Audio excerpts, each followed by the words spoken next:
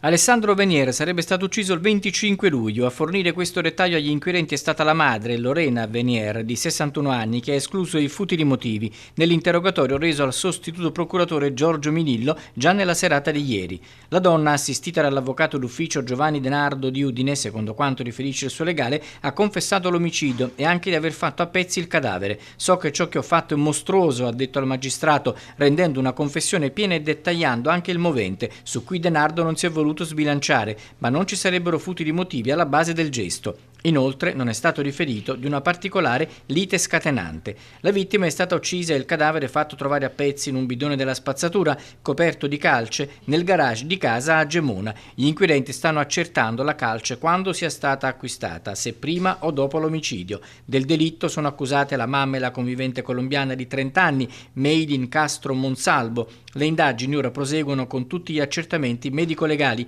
per capire se alla vittima sono stati somministrati farmaci o droghe, come è stato fatto a pezzi e in che momento. L'avvocato Denardo riferisce di una donna visibilmente scossa per il gesto, crudele e contro qualsiasi regola naturale. Nell'interrogatorio la 61enne infermiera di Gemona ha escluso il coinvolgimento di altre persone al di fuori dei presenti in casa. Saranno adesso da accertare i livelli di responsabilità.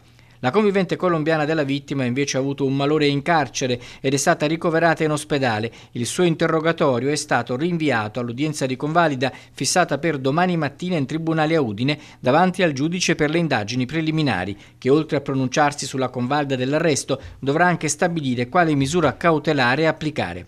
Meilin Castro Monsalvo, in attesa dell'udienza dove dovrà chiarire il suo ruolo, prima di essere ricoverata ha incontrato nel carcere di Trieste gli avvocati di fiducia Federica Tosel e Francesco De Carlo del Foro di Udine. La vicenda è delicatissima, ha riferito l'avvocato Tosel. Serve la massima cautela anche in ragione delle sue condizioni di salute ed è la presenza di una bimba di pochi mesi, la cui posizione va assolutamente tutelata.